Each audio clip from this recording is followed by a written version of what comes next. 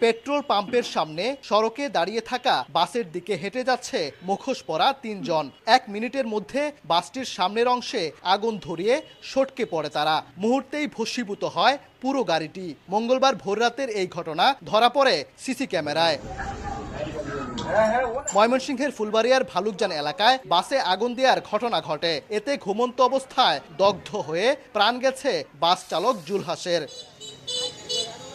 Police জানায়, ঢাকা থেকে ফুলবাড়িয়ায় পৌঁছে যাত্রী নামিয়ে ঘুমিয়ে যান আলম এশিয়া পরিবহনের বাস চালক। রাত বেশি হওয়ায় বাড়িতে না গিয়ে বাসেই থেকে যান 2 যাত্রী শারমিন সুলতানা রুমকি ও তার ছেলে শাহিদ ইসলাম বাদশাহ। হঠাৎ বাসে আগুন দেখে তড়িঘড়ি করে মা ছেলে নেমে গেলেও দগ্ধ হয়ে মারা যান জুলহাস।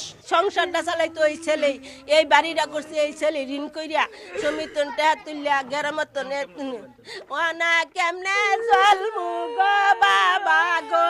আমরা গুলির ফাঁসি যাই বিচার যাই আমার জামাই নাই কেমনে মারছে গো।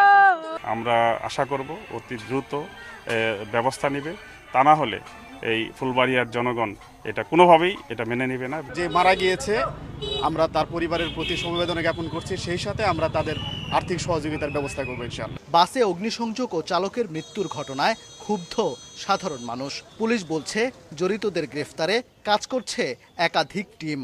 অবশ্যই এটা নাশকতা, কারণ আপনারা দেখে থাকবেন যে বেশ কিছুদিন ধরে আওয়ামী লীগ এবং তার অঙ্গ সংগঠন এবং তার নিষিদ্ধ কিছু সংগঠন প্রতিনিয়ত সোশ্যাল মিডিয়াতে বিভিন্ন ধরনের নাশকতামূলক কর্মকাণ্ড জন্য তারা বিভিন্ন ধরনের প্রোপাগান্ডা চালাচ্ছিল।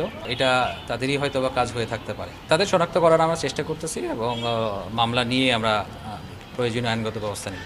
নিহত চালক জুলহাসের বাড়ি উপজেলার কৈয়ারচালা এলাকায়। তার সহকর্মীরা জানান, দীর্ঘদিন চালকের সহযোগীর কাজ করলেও 3 মাস ধরে বাসটি চালাচ্ছিলেন তিনি। উবায়দুল হক, সময় সংবাদ, ময়মনসিংহ।